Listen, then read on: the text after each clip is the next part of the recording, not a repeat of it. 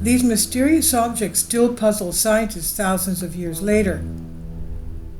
And this is a Roman bronze dodecahedron found in Tongeren. This is from the Gallo-Roman Museum. Archaeologists are often described as stumped or baffled by their discoveries. In reality, though, specialists have a good grasp of what most historical objects were created for, but there are a few exceptions to this rule. And this is a list, it's a selection of intriguing mystery objects. They're a great example of why digging up the past continues to hold great fascination for professionals and public alike. 1. The Neolithic stone balls. The elaborately carved stone balls found predominantly in Scotland, dating from the later Neolithic period, about 3200 to 2500 BC, are one such mystery. Over 425 balls have been found. They are generally the size of a cricket ball and made from a wide variety of stones. Their surfaces are sculpted, sometimes into raised circular discs, sometimes with deep incisions defining knobs and lobes in high relief. Decoration takes the form of spirals or concentric shapes, echoing those found on pottery and monumental stones of the era. And some have been found in burials, others in settlements. They are rarely, if ever, identical, and most are found alone, so don't seem to have been a part of a set. Some appear to have been heavily handled during their lifetime. The original use of these stone balls has been a source of much debate, and right back to their earliest discovery in the 19th century. Many were chance finds or circulated with little provenance in art collections and have rarely been found in archaeological contexts. Were they missiles for deterring predators and pests or weapons of war? Were they toys or perhaps measuring weights, household ornaments, or mnemonic devices? Ball bearings to move megaliths or holders for yarn? The answer still escapes us. And then we have this thing here, the Roman dodecahedra. These intriguing objects have recently made headlines with a new find from Norton Disney in Lincolnshire, prompting much discussion as to their function. Dodecahedra date from the Roman period in Britain, 43 to 410 AD. About 130 have been found across northwest provinces of the former Roman Empire. Yes, Britain was, of course, a part of the Roman Empire, each finely crafted from a copper alloy. No representations of these objects are known in ancient art or literature. They do not conform to a standard size and rarely show use wear, which could hint at their purpose. Although armchair experts will tell you their granny used one to knit gloves, archaeologists are undecided to their intended use.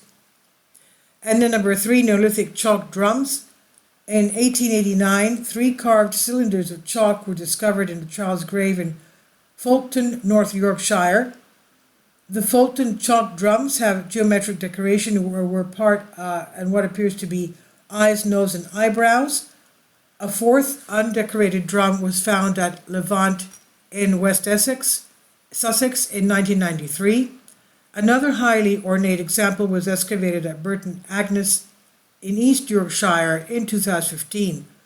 The Burton Agnes drum was buried with a chalk ball, a bone pin, and remains of 3 children, one of whom was dated to about 3005 to 2890 BC. Now, the motifs of the drums are part of the ascetic tradition also found on Neolithic stone balls, and despite their name, chalk drums are unlikely to have been played as musical instruments and do not show wear associated with percussive use. Some researchers have connected their circumference with standardized measures of length known as long foot. Some think they were references in stone to perishable containers such as lidded wooden jars or baskets. And others have tried to link the geometric markings to astronomical observations, but their presence in the graves of carefully buried children seems to suggest a more sensitive explanation. And then, number 4, Bronze Age lock rings. The Bronze Age was a time of exceptional gold working. Highly decorated personal ornaments were crafted from gold, sheet, and wire, and these small penannular open rings date from the late Bronze Age, about 1000 BC to 800 BC, and are found in Ireland, Britain, and parts of France. Frequently unearthing in matched pairs, they can be plain or have delicate geometric engravings. And recent interpretations have suggested they could have been nose rings, earrings, or hair ornaments. None of these explanations is terribly satisfactory, as various elements of their design would make the rings difficult or uncomfortable to wear.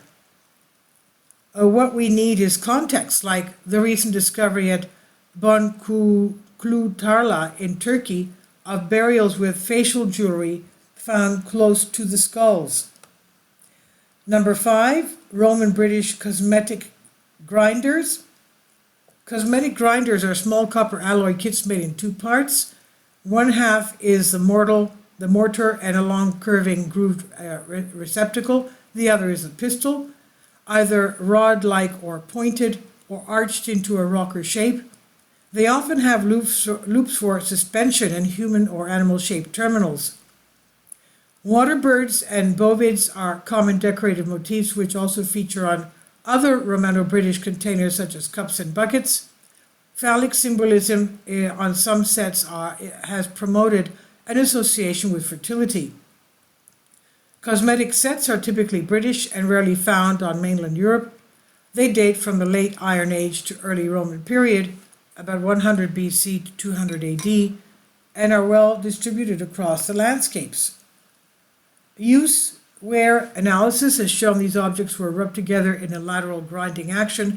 They may have been suspended by the flat marble pallets used across the Roman Empire, and although these worked in a fundamentally different way, using a metal scoop or stone tool to mix ingredients together in a circular motion. The mystery here is not the function, but what substance was being prepared. Suggestions have included medicines, aphrodisiacs, cosmetics, and narcotics. The contents of a mortar have never successfully been analyzed. This is an occasion where amateur finders can be of great help to archaeologists by resisting the urge to clean cosmetic mortars and instead bringing them forward to be examined. This is from the conversation here on Creative Commons by Natasha Harlow, Honorary Research Fellow, Department of Classics and Archaeology, University of Nottingham, and this is on Science Alert. Please leave your comments. Thank you for your support. Please support my Patreon account. The daily posts are 5 videos daily, and they are totally different from what I have on my YouTube channel. Thank you so much for your support and that you find all my content so interesting. You'll find the Patreon account details in the description box below.